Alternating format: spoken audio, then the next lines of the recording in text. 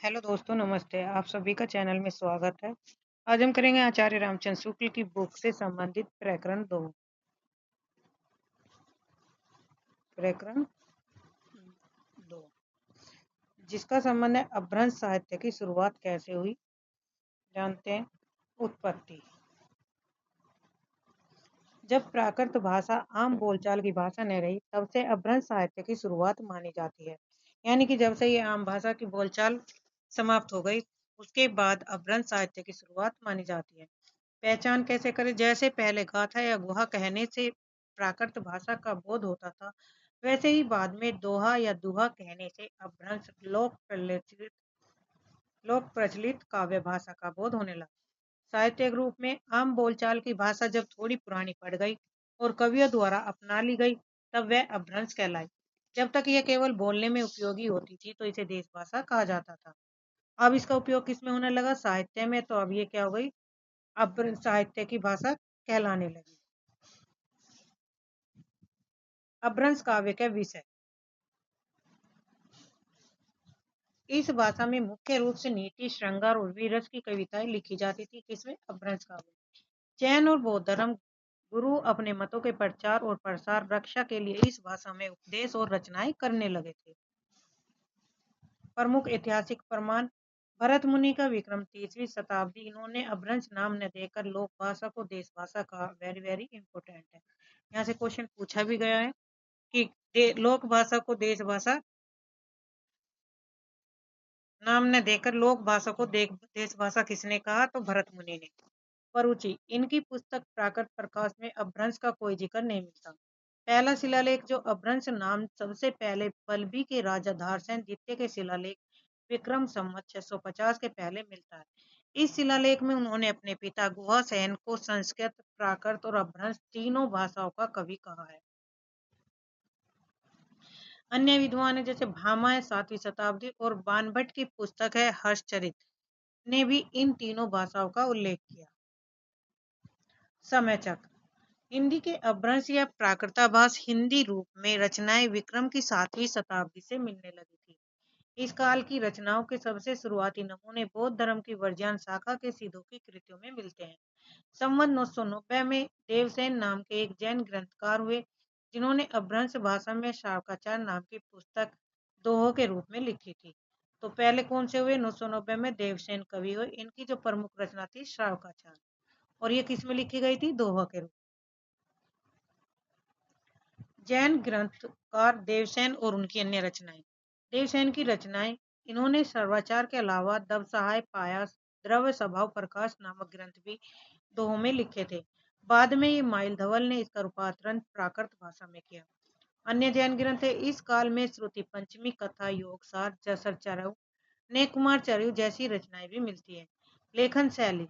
जैन कवियों ने अपने चरित्र काव्य कहानियों के लिए चौपाई और दोहे की पद्धति कड़बक शैली को अपनाया। तो कौन सी शैली को अपनाया था इन्होंने? जैन कवियों ने कड़बक शैली।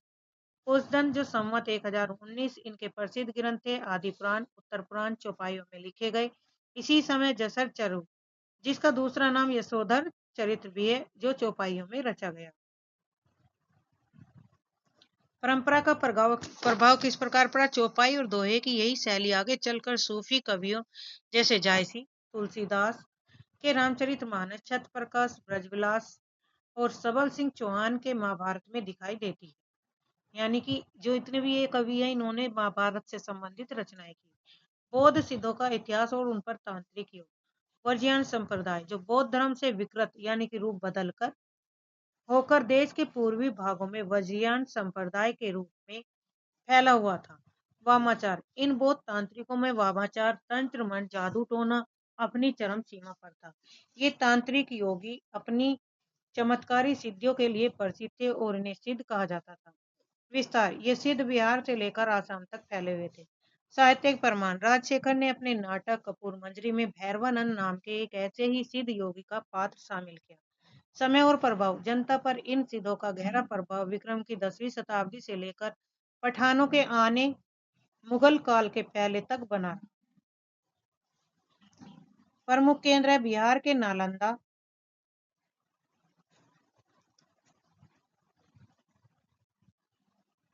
बिहार के नालंदा और विक्रमशिला विश्वविद्यालय इनके प्रमुख मुख्य अड्डे केंद्र थे। विनाश और पलायन यानी कि इसका विनाश कैसे हुआ? जब बख्तियार खिलजी ने नालंदा और विक्रमशिला को उजाड़ कर नष्ट कर दिया, तब ये सिद्ध तितर बितर हो गए, इधर उधर चले गए। बहुत से सिद्ध भोट तिब्बत और अन्य देशों की ओर भाग गए थे। 84 सिद्ध। वज्रयान संप्रदाय में कुल 84 सिद्ध हुए, जिनका नाम जनता को परंपरागत रूप से याद है। प्रमुख सिद्धों के नाम की सूची में मुख्य रूप से लुहिया, लीलापा, विरूपा, डोबिपा, सबरिपा, सरहपा और लुइपा, ये लुइपा होगा, लुइपा, लुइपा, लीलापा, विरूपा, डोबिपा, सबरिपा, सरहपा। सरहपा को इन्हें हिंदी का प्रथम कवि माना जाता है। गोरखपा गोरखनाथ है, चौरंगीपा चौरंगी नाथ और नागा अर्जुन, कनपा, सेलपा, तिलोपमा, कुकुरिपा आदि शामिल हैं। इन सभी नामों के पीछे आदर्श सूचक शब्द पा लगाया जाता है। सिद्धों के नाम और पा शब्द का अर्थ। नामों की सूची। पृष्ठ के ऊपरी भाग में 84 सिद्धों के बचे हुए नाम दिए गए हैं, जिनमें कुछ महिलाएं भी थी, जिन्हें योगिनी जैसे मणिभद्रा, कनक लापा, लक्ष्मीकरा कहा जाता है। पा का अर्थ। सिद्धों के नाम के अंत में आने वाला पा शब्द एक आदर्श सूचक सम्मानजनक शब्द है, जो पा शब्द से बना है। समय है। इस सूची के नाम कालक्रम के अनुसार से नहीं है। इनमें से कई सिद्ध एक ही समय के समसामयिक थे, यानी कि कुछ सिद्ध तो ऐसे थे जिनका समय एक समान था। हिंदी साहित्य के प्रमुख संकलन। बोधगान और दोहा। सिद्धों की वाणियों और रचनाओं का पहला संग्रह महामहोपाध्याय हरप्रसाद शास्त्री ने बंगला अक्षरों में इस नाम से निकाला था। राहुल सांकृत्याय का योगदान। प्रसिद्ध विद्वान त्रिपिटकाचार्य राहुल सांकृत्याय भोट देश तिब्बत गए और वहां से सिद्धों की बहुत सी दुर्लभ रचनाएं खोजकर भारत लाए। सबसे पुराने सिद्ध सरापा सिद्ध रहे। पहचाने सिद्धों में सबसे पुराने सरा हैं, जिन्हें सरोज वर्ज नाम से भी जाना जाता है। इंपोर्टेंट है। समय इनका डॉक्टर विनय तोष भट्टाचार्य ने इनका समय विक्रम संवत 690 ईस्वी निश्चित किया। रचनाओं में मुख्य विषय था पंडितों और भारी दिखाव का विरोध। इन्होंने केवल किताबी ज्ञान रखने वाले पंडितों को फटकारा और कहा कि ये सच को नहीं जानते, जैसे पंडित सयलसत बखाने। घोर अंत साधना भीतरी योग से पर आधारित है। इन्होंने मन को स्थिर करने और गुरु के उपदेशों पर चलने की बात कही, जैसे जही मन पवन न संचरई, रवि शशि नहीं पवेश। वाम मार्ग का इन्होंने उपदेश दिया। दक्षिण मार्ग को छोड़कर वार मार्ग, रहस्यमयी तांत्रिक मार्ग को अपनाने की सीख दी। लुइपा या लुहिया की रचनाएं। समय। इनका समय संवत 830 के आसपास माना जाता है। लुइपा को क्या कहा जाता है? लुहिया। प्रसिद्ध पंक्तियां काऊ तरवर पंचविडाल चंचल चिए पैठो काल। यह शरीर के एक वृक्ष की तरह है, जिसमें 5 इंद्रिय रूपी दुष्ट विटाल बाधाएं हैं। चंचल मन के कारण ही इसमें काल प्रवेश करता है। सिद्ध विरूपा और वारुणी साधना। समय है। सिद्ध विरूपा का समय 900 के लगभग माना गया है। साधना प्रति इनकी साधना जो वारुणी प्रेरित अंतर्मुख साधना थी। यह वारुणी का प्रतीकात्मक अर्थ कुंडलिनी तथा अंत चेतना को जगाने वाली मदिरा से है। उदाहरण है सहजे थिर करी वारुणी साथ, अजरामर होई दिट कांत। सिद्ध कनप्पा की वाणी। कनप्पा का समयकाल 900 ईस्वी के उपरांत बाद का माना जाता है। विचार। इन्होंने भारी मंत्र और दिखावे का विरोध किया था। इन्होंने कनप्पा ने। प्रसिद्ध दार्शनिक पंक्तियां जिम्मी लोन बिलजई पन्निये आई तिमी धरनी लयचित, यानी कि जैसे नमक पानी में घुलकर एकाकार एक हो जाता है, वैसे ही साधक का चित्त मन महासुख या ईश्वर में विलीन हो जाता है। वर्जयानियों की योगतंत्र साधना और गोभिनी। साधना के अंग वर्जयान संप्रदाय की साधना में मद शराब, मद का अर्थ है शराब, स्त्रियों में विशेषकर निम्न वर्ग की स्त्रियों जैसे डोमिनी, रजकी आदि का अबाध सेवन एक आवश्यक अंग माना जाता था। यह एक प्रतीकात्मक और तांत्रिक क्रिया थी। कनापा का डोबिनी का आहन गीत। नगर बाहरे डोबी तोयरे कुड़िया छई छोई जाई सो बहाय नडिया। अर्थ है इसका, यह बहुत प्रसिद्ध पंक्ति है। भारी तौर पर इसका अर्थ है कि हे डोबी, तुम्हारी कुटिया नगर के बाहर है। लेकिन आध्यात्मिक तौर पर डोबी यहाँ कुंडलिनी शक्ति का प्रतीक है।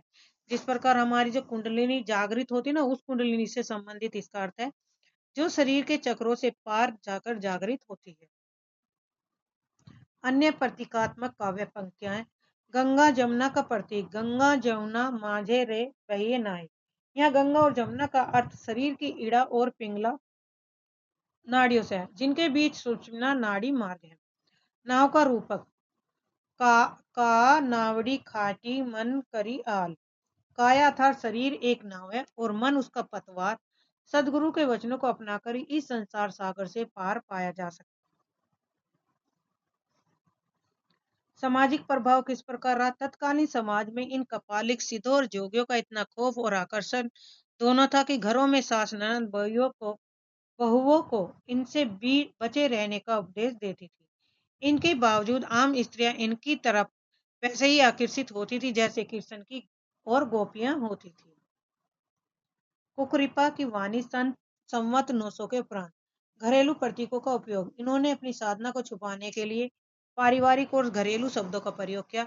उदाहरण, ससुरी नींद गैल बहुड़ी जागे। यह सांसारिक अज्ञान की नींद सोने और अंत चेतना के जागने का रहस्यमय संकेत किया गया है। सिद्ध तांतिपा की अटपटी बानी उलटवासिया।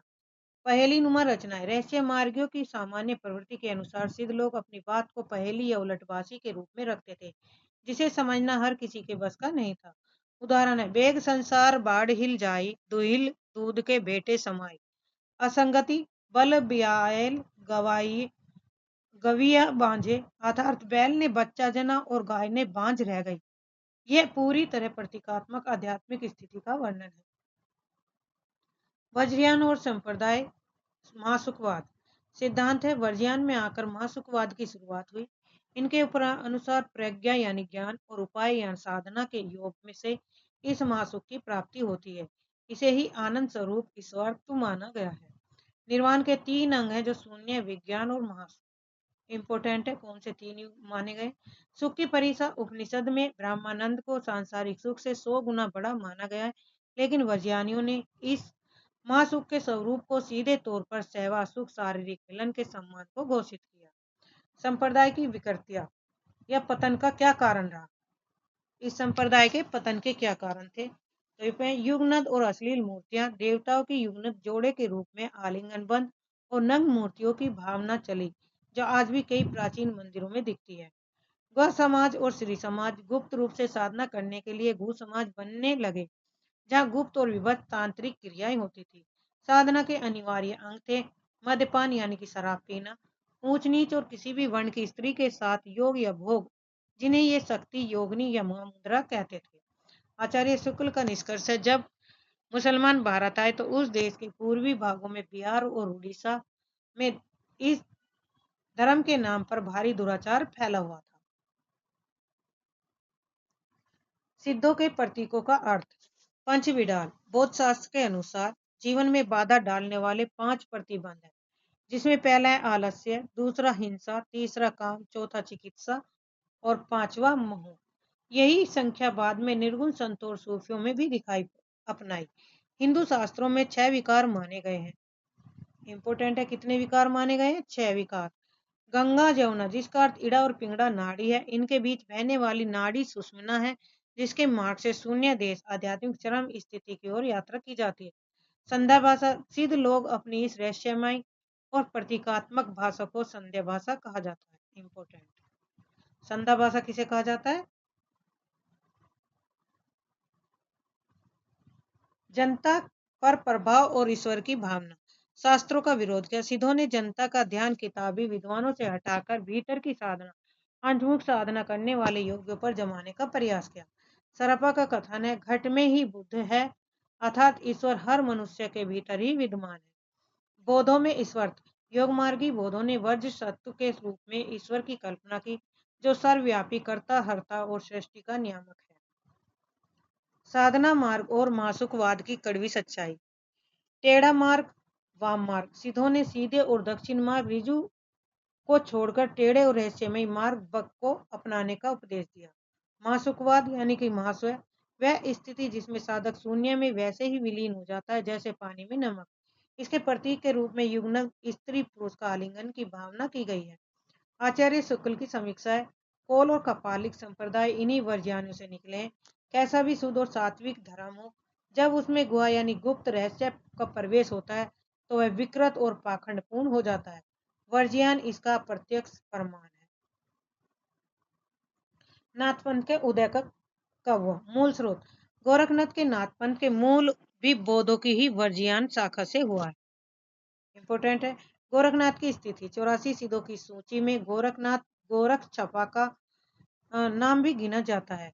नया मोड़ कब आया? तो गोरखनाथ ने वर्ज्यान शाखा की अश्लीलता, वामाचार और दुराचार को देखकर उससे अपना मार्ग अलग किया और एक नई पवित्र संयमित योग मार्ग नाथ संप्रदाय की नींव डाली थी। किसने? गोरखनाथ ने। आचार्य रामचंद्र शुक्ल की पुस्तक हिंदी साहित्य के इतिहास के अंतर्गत नाथपंथ विशेषकर गोरखनाथ का समय, कार्यक्षेत्र और गुरु परंपरा का विस्तृत वर्णन प्रस्तुत करते हैं। इसे समझने के लिए आसान भाषा में शॉर्ट नोट्स नीचे। नाथ पंथ की शुरुआत और हठयोग कैसे हुई? तो सुधारता हिंदू शाखा नाथ पंथ में वर्ज्यानियों के अश्लील और विभत्स गंदे और तौर तरीके को पूरी तरह छोड़ दिया। हठयोग का परिवर्तन किसने किया? तो गोरखनाथ ने पंतजलि के उच्च लक्ष्य ईश्वर प्राप्ति को सामने रखकर हठयोग की शुरुआत की। कार्यक्षेत्र बौद्ध और सिद्धों का प्रभाव देश के पूर्वी भाग बिहार और बंगाल में था, जबकि गोरखनाथ ने अपने पंथ का प्रचार देश के पश्चिमी और उत्तरी भागों जिसमें राजपूताना पंजाब में किया गया। बालनाथ का टीला पंजाब में नमक के पहाड़ों के बीच बालनाथ योगी का स्थान बहुत प्रसिद्ध था। मलिक मोहम्मद जायसी के प्रसिद्ध ग्रंथ पद्मावत में भी बालनाथ के टीले का नाम आया। तो वही ये फैक्ट इंपोर्टेंट है, वेरी वेरी पूछा जा सकता है किसकी पुस्तक में बालनाथ टीले का नाम आया? तो मोहम्मद जायसी की पुस्तक कौन सी है? पद्मावत। गोरखनाथ का समय और ऐतिहासिक मतभेद राहुल शंकरत्याय के मत के अनुसार इन्होंने वर्ज्यान सिद्धों की परंपरा के आधार पर गोरखनाथ का समय विक्रम की 10वीं शताब्दी माना। तो राहुल शंकरत्याय ने कौन सी शताब्दी माना है? 10वीं सदी। और आधार ग्रंथ राहुल शंकरत्याय ने रत्नाकर जोपम कथा के आधार पर मीनानाथ मतेश्वर नाथ को पाल वंशी राजा देवपाल के समय 900 संवत 900 के आसपास माना है। आचार्य शुक्ल की शंका है कि शुक्ल जी इस मत से पूरी तरह सहमत नहीं है। वे कहते हैं कि सिद्धों की सूची में गोरखनाथ और चौरंगीनाथ की जाति और देश का कोई विवरण नहीं मिलता, जिसमें संदेह होता है कि ये नाम बाद में जोड़े गए हों। इसलिए गोरखनाथ का समय निश्चित रूप से 10वीं शताब्दी नहीं माना जा सकता। तो आचार्य रामचंद्र शुक्ल जी 10वीं शताब्दी नहीं मानते। कौन मानते हैं? राहुल शंकरत्याय। गुरु शिष्य परंपरा और उनका नियम मतेश्वर नाथ जो मच्छंदर नाथ ये गोरखनाथ के गुरु थे। यह बात सब प्रसिद्ध है कि राहुल जी ने मत्स्य नाथ को जलंधर का शिष्य लिखा। महाराष्ट्र के संत ज्ञानेश्वर का प्रमाण ज्ञानेश्वर जो अलाउद्दीन के समय संवत 1358 में थे, ने स्वयं को गोरखनाथ की शिष्य परंपरा में माना है। उन्होंने ये क्रम इस प्रकार बताया। पृथ्वीराज के समकालीन इस महाराष्ट्र परंपरा और अन्य ऐतिहासिक तथ्यों के अनुसार गोरखनाथ का समय महाराज पृथ्वीराज चौहान के समय के आसपास यानी कि 12वीं से 13वीं शताब्दी बैठता है। आदिनाथ नाथ परंपरा में मत्स्यनाथ के गुरु जलंधर नाथ माने जाते हैं, जिन्हें भोट तिब्बत के ग्रंथों में आदिनाथ भगवान शिव कहा गया। जलंधर नाथ और मत्स्यनाथ का संबंध मार्ग परिवर्तन यह माना जाता है कि जलंधर नाथ ने ही सबसे पहले सिद्धों से अपनी परंपरा अलग की और पंजाब की ओर चले गए।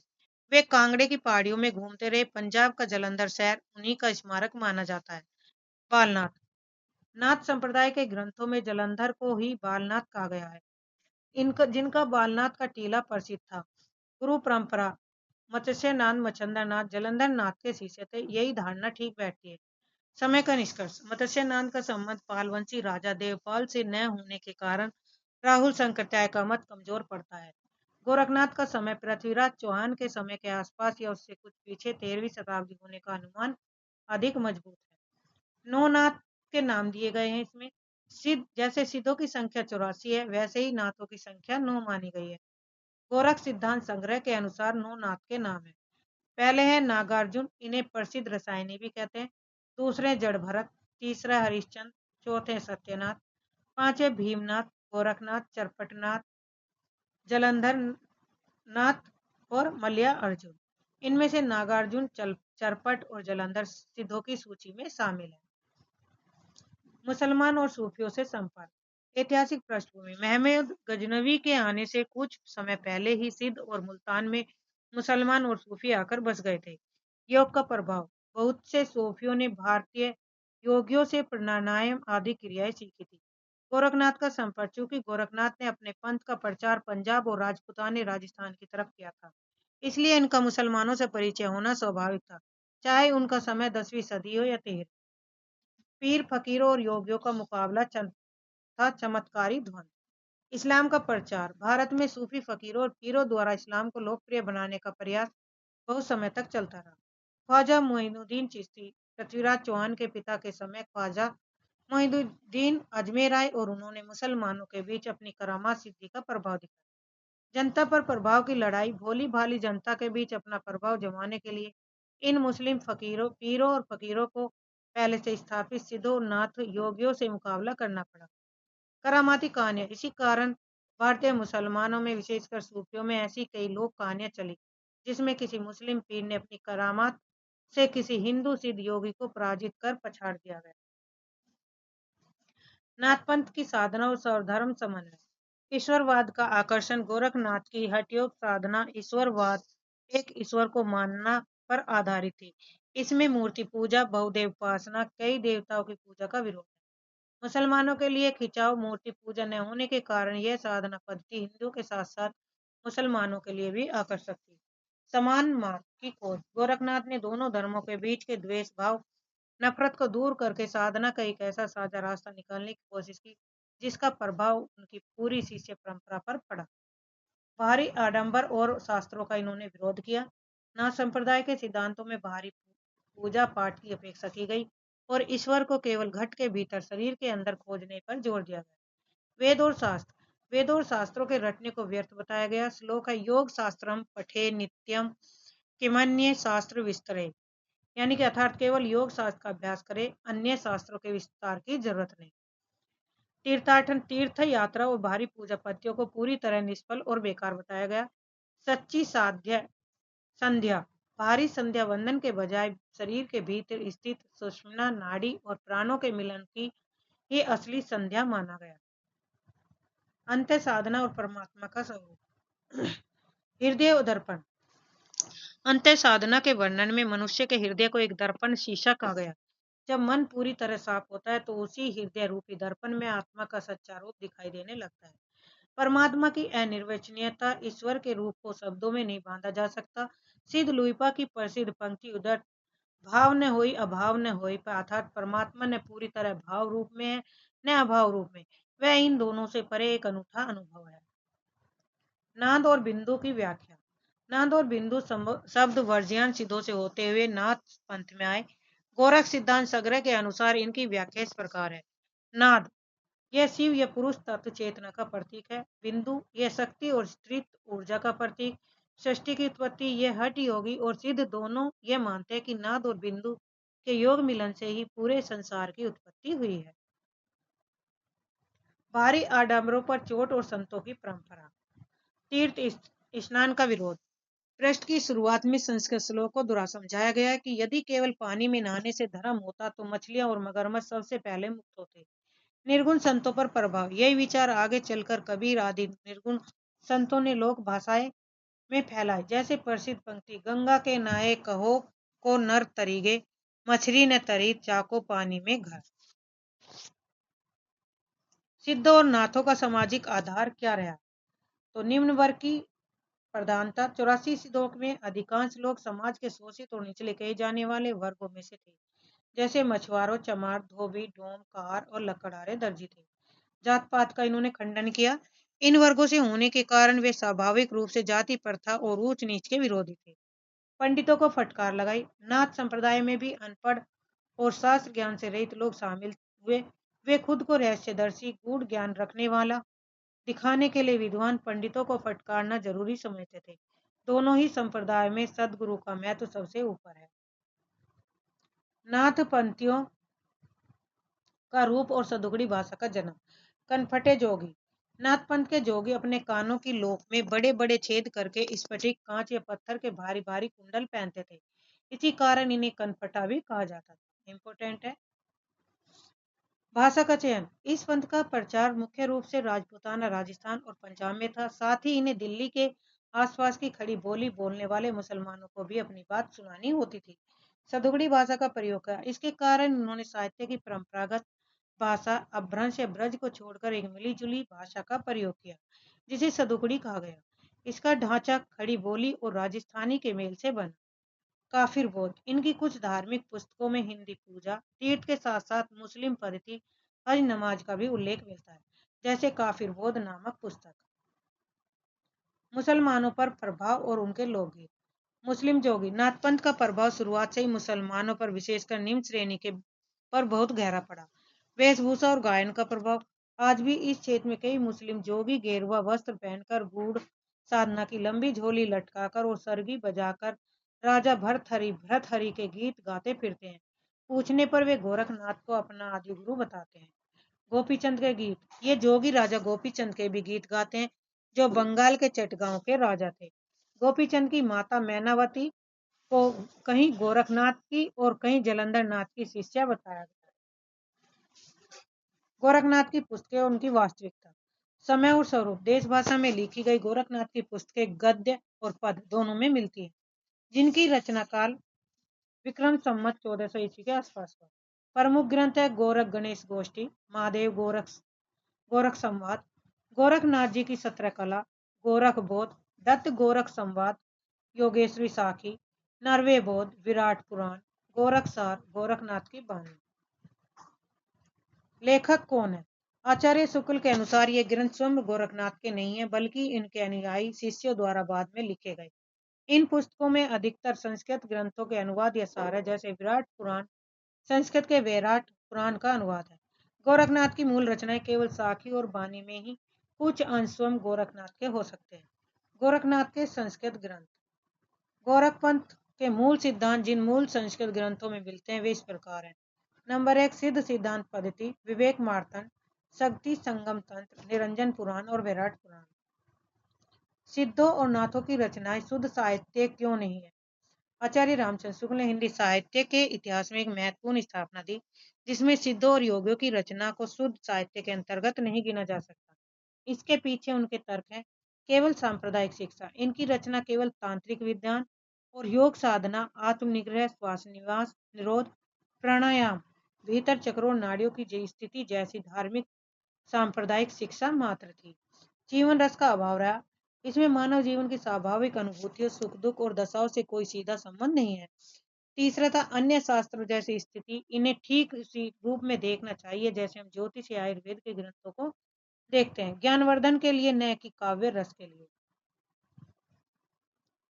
साहित्य के इतिहास में इनका महत्व क्या है? दो मुख्य बातें। आचार्य शुक्ल के अनुसार इनका वर्णन इतिहास में केवल दो वजह की जरूरी है। भाषा का अध्ययन। इनकी रचनाओं से पता चलता है कि उस समय अपभ्रंश या पुरानी हिंदी का भाषा का रूप कैसा था। उन्होंने गुजरात, राजपूताना, ब्रजमंडल से लेकर बिहार तक फैली व्यापक सर्वमान्य भाषा, जिसका ढांचा शौरसैनी अपभ्रंश अर्थात ब्रज और खड़ी बोली का था, का उपयोग किया। मगध के प्रभाव के कारण इसमें कुछ पूर्वी प्रयोग जैसे भैले, बूढ़िल भी मिलते हैं। परंपरा का विकास। सिद्धों की भाषा का दोहरा रूप। उपदेश बनाम गीत। सिद्ध कनाप्पा की रचनाओं से स्पष्ट हो जाए कि उनके उपदेश की भाषा पुरानी टकसाली हिंदी, शौरसैनी अपभ्रंश, पश्चिमी हिंदी थी, जबकि उनके गीतों की भाषा पुरानी बिहारी या पूर्वी बोली थी। कबीर पर प्रभाव पड़ा इनका। कबीर की उसका यही अंतर आगे चलकर कबीरदास की रचनाओं पर भी इनका प्रभाव दिखा। कबीर की साखी की भाषा खड़ी बोली और राजस्थानी मिश्रित सदुगड़ी है।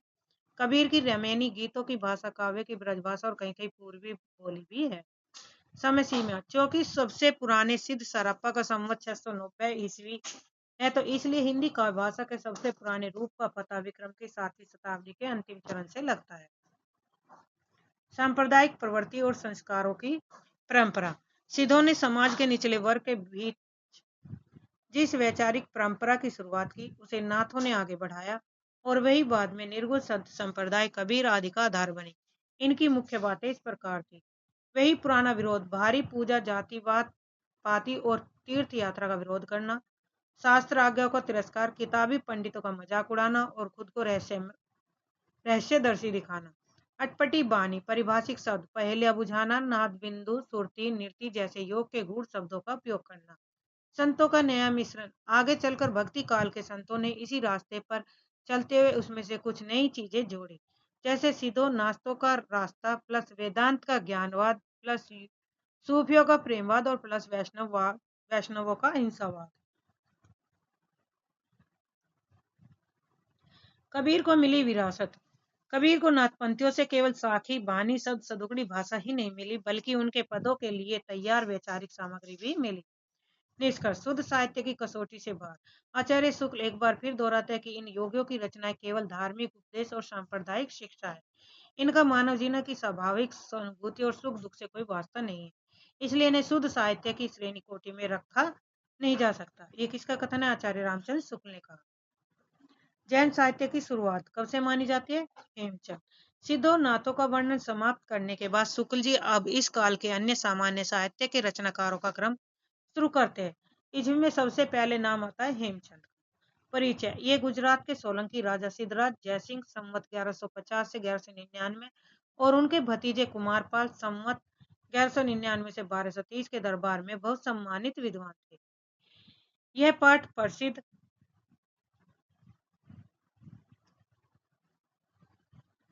जैन आचार्य हेमचंद और जैन पंडित सोम प्रभा सूरी के साहित्यिक योगदानों और उनकी रचनाओं के बारे में पृष्ठ पर दिए गए विवरण का मुख्य सारांश नीचे दिया गया है।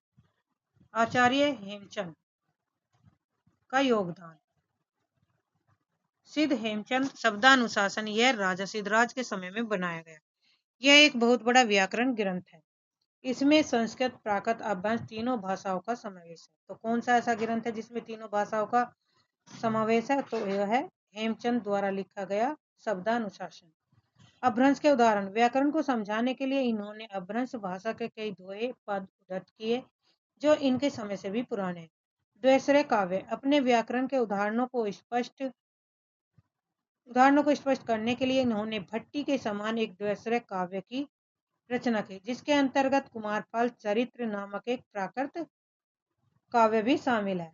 प्रमुख अपभ्रंश दोहे और उनके अर्थ। यहाँ पे ये दोहे दिए गए हैं।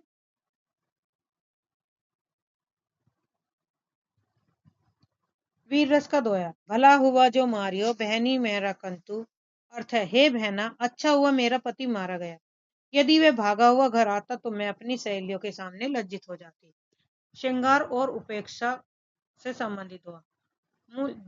जय सो न आवे दुई घरू कहाँ अहो मुँह तुझू। हे दूती, यदि वह घर नहीं आता तो तुम्हारा मुख नीचे क्यों है? हे सखी, जो तुम्हारे वचनों का खंडन करता है या तुम्हारे मुख पर चुम्बन के निशान छोड़ता है वह प्रिय नहीं है। विरह का दोहा। जय महू दिन्ना दिहाड़ा दैया पौ संतेन। अर्थ है, मेरे प्रिय ने परदेश जाते समय मुझे दिन गिनने की अवधि दी थी। उन दिनों को नाखूनों से गिनते गिनते मेरी उंगलियां जर्जर और घिस गई। सोमप्रभ सूरी का योगदान। जैन साहित्य से संबंधित कवि और उनकी रचनाएं हैं।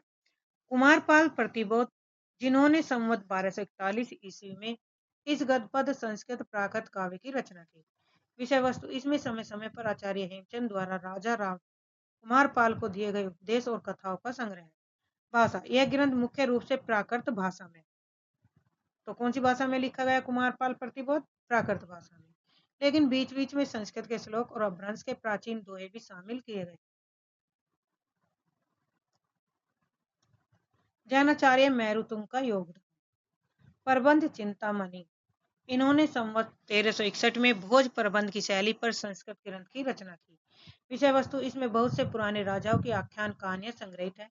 भाषा इनकी क्या है? मूल ग्रंथ इनका संस्कृत में है, लेकिन बीच बीच में अपभ्रंश के पद दोहे भी शामिल किए गए हैं।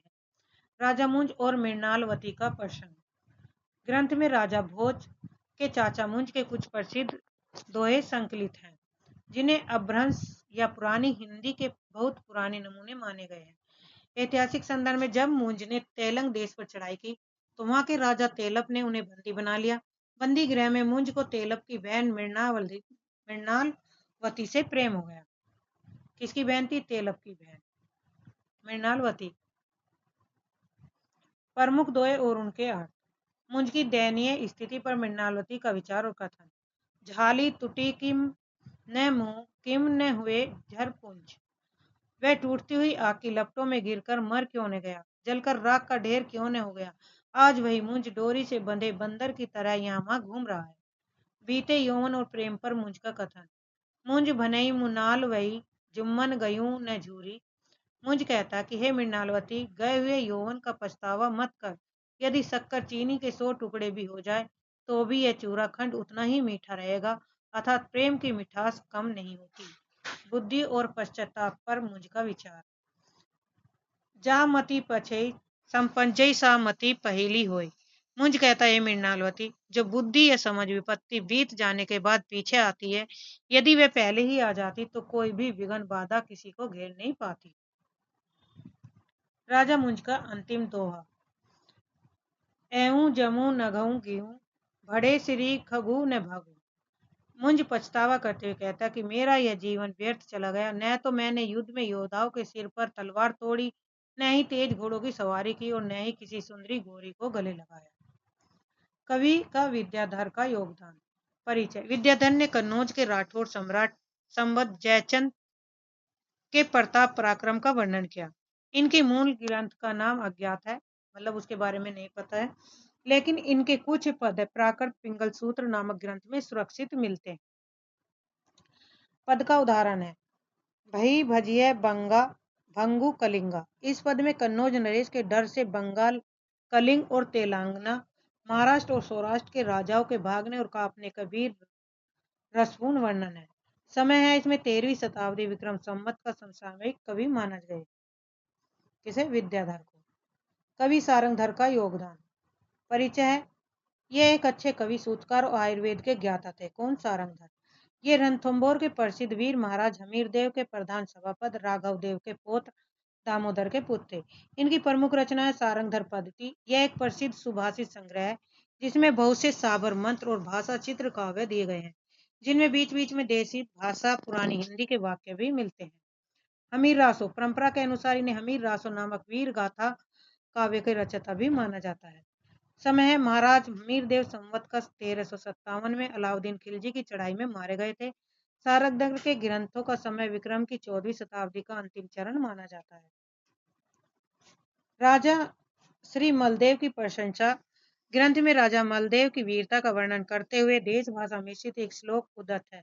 नूनम बादल छाई के फसरे, जिसमें शत्रुओं को श्री मल देव की शरण में जाने की बात कही गई है। वीर हमीर का दिल्ली पर आक्रमण और प्रस्थान। ढोला मारिया ढिली महू मुच्छई मेच शरीर। दिल्ली में युद्ध का ढोल बजाया गया, जिसमें मलेच्छों शत्रुओं के शरीर मूर्छित हो गए। सेनापति और मंत्रीवर जज्जल हो गए। जज्जल को आगे करके वीर हमीर युद्ध के लिए चले। उनके विशाल सैन्य दल के चरणों के भार से पृथ्वी कांप उठी। धूल के उड़ने से दिशाओं और आकाश में ऐसा अंधेरा छा गया कि सूर्य का रथ भी छिप गया हो। वे खुरासान तक विजय पताका ले आए और विपक्षियों को कुचलकर दिल्ली में विजय का ढोल बजाया। सेनापति जज्जल का रण संकल्प और वीरता। पिधौं दृढ़ सन्ना बहा ऊपरी पक्कर दे। अर्थ है जज्जल युद्ध के लिए तैयार होते हुए कहते कि मैंने मजबूत कवच सन्ना पहन लिया है और घोड़ों और वाहनों पर पाखरे डाल दी हैं।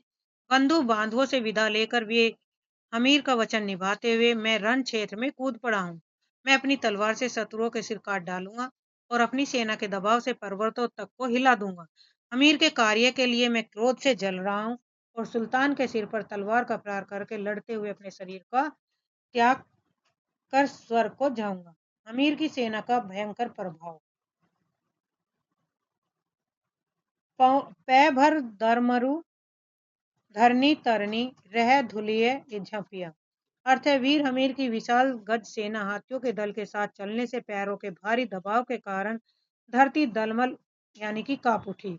उड़ती हुई भयंकर धूल से सूर्य का रथ पूरी तरह ढक गया। पौराणिक मान्यताओं के अनुसार पृथ्वी को उठाने वाले कच्छप कमठ की पीठ तड़पड़ा उठी और मेरु मंदार जैसे विशाल पर्वतों की चोटियां हिल गई। इस भयंकर दृश्य और आक्रमण को देखकर मलेच्छों की स्त्रियां भयभीत होकर विलाप करने लगी। अपभ्रंश परंपरा की समाप्ति और विद्यापति। परंपरा का अंत। शुक्ल जी के अनुसार अपभ्रंश की रचनाओं की शुद्ध परंपरा यही समाप्त होती है जिसे 50-60 वर्ष बाद विद्यापति संवत 1460 ने अपभ्रंश में 2 छोटी पुस्तकें लिखी, लेकिन तब तक अपभ्रंश का स्थान व्यवहारिक देशभाषा ले चुकी थी। खोज का इतिहास। सर जॉर्ज ग्रियर्सन को विद्यापति के पदों के संग्रह के समय कीर्तिलता और कीर्तिपताका नामक 2 ऐतिहासिक पुस्तकों का पता चल चुका था। बाद में महामहोपाध्याय पंडित हरप्रसाद शास्त्री को नेपाल के राजकीय पुस्तकालय से कीर्तिलता की एक प्रमाणिक प्रति प्राप्त हुई। Very very important. कीर्तिलता की विषय वस्तु और भाषा। कीर्तिलता इस ग्रंथ में तिरहुत बिहार के राजा कीर्ति सिंह की वीरता, उदारता और गुण ग्राहकता का वर्णन है। इसमें दोहे, चौपाई, छप्पे और छंद गाथा का प्रयोग हुआ। पूर्वी अपभ्रंश। इस ग्रंथ की मुख्य विशेषता यह पूर्वी अपभ्रंश यानी अवहट में है, जिसमें क्रियाओं के रूप पूर्वी भाषा के हैं। राजा गणेश्वर की हत्या का वर्णन पद में है। रज लुद असलान बुद्धि बिकम बले हार। अर्थ है राजा के लोभी असलान ने छल और बुद्धि बल से राजा को हरा दिया। उसने विश्वासघात करके राजा गणेश्वर को मार डाला। राजा के मारे जाने पर पृथ्वी पर हाहाकार मच गया और देवलोक की अप्सराओं की बाईं आंखें फड़कने लगी। विद्यापति की भाषा की विशेषताएं। देशभाषा और तत्सम शब्दों का मेल। विद्यापति की अपभ्रंश में देशभाषा बोलचाल की भाषा का प्रभाव अधिक है। इसमें संस्कृत के तत्सम शब्दों का खुला प्रयोग हुआ और यह प्राकृत की पुरानी रूढ़ियों से बंधी हुई नहीं है। इसे टकसाली अपभ्रंश भी कहा गया। Very very important. जौनपुर का आंखों देखा वर्णन देशी भाषा और बोली का उदाहरण। कतहु तुरुक बर कर बार जायते बेगार धर। अर्थ है जौनपुर के बाजार में कहीं तुर्क, मुगल, पठान सिपाही घूम रहे हैं। वे राह चलते लोगों को पकड़कर जबरदस्ती बेगार यानी बिना मजदूरी के काम पर लगा देते थे। वे ब्राह्मण के बच्चों को पकड़ लाते और उनके माथे पर गाय का खून चुरवा चढ़ा देते और हिंदुओं को दूर से ही धुतकार दिया जाता। छोटे छोटे तुर्क सिपाही पर रोब झाड़ते थे। अपभ्रंश का निष्कर्ष। पृष्ठ के अंत में शुक्ल जी ने निष्कर्ष देते हैं कि अब तक दिए गए सभी उदाहरणों से स्पष्ट होता है कि पुरानी काव्य भाषा अपभ्रंश प्राकृत साहित्यिक रूढ़ियों में सबसे अधिक बंधी हुई थी और उसमें बोलचाल के तत्सम संस्कृत शब्दों का काफी समय से बहिष्कार किया जाता रहा। अपभ्रंश की भाषाई और व्याकरणिक रूढ़ियां। शब्दों का प्राकृतिकरण। अपभ्रंश काल में प्रचलित संस्कृत व्यवहारिक शब्दों को प्राकृत के नियमों के अनुसार बदलकर ही लिखा जाता था। उदाहरण के लिए उपकार को उआर, नगर को नैयर, विद्या को विद्या और वचन को वयन लिखा जाता था। पुराने रूपों का प्रयोग जासु तासु जैसे सर्वनाम रूप जब आम बोलचाल से पूरी तरह समाप्त हो चुके थे, तब भी वे पोथियों, साहित्य ग्रंथों में लगातार प्रयुक्त हो रहे थे। विभक्तियों का समानाधिकरण। अपभ्रंश काल में विशेषण और विशेष्य के बीच विभक्तियों का समानाधिकरण कृदंत विशेषणों से काफी हद तक समाप्त हो चुका है, लेकिन प्राकृत की पुरानी परंपरा के दबाव के कारण कविताओं में यह कहीं कहीं दिखाई देता है। जैसे जुब्बन गयूम न झूरी, गए हुए यौवन का पछतावा न कर। परंपरा का पालन मात्र। शुक्ल जी के अनुसार जिन कविताओं में यह समानाधिकरण नहीं मिलता, उससे यह साबित होता है कि जहाँ यह मिलता है वे केवल पुरानी साहित्यिक परंपरा का निर्वाह मात्र है, न कि उस समय की वास्तविक बोलचाल की भाषा का। बोलचाल के शब्दों में का आगमन। मिठ और मीठी।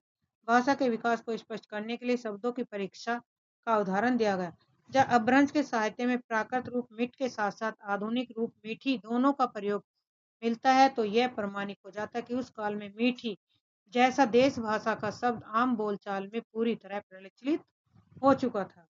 तत्सम शब्दों का बढ़ता प्रयोग। मुख्य निष्कर्ष है जैसे जैसे पुरानी साहित्य का भाषा अपभ्रंश वास्तविक लोक भाषा और देश भाषा की ओर झुकती गई, वैसे वैसे कवियों का संस्कृत के मूल तत्सम शब्दों को रखने का संकोच, हिचकिचाहट कम होता गया।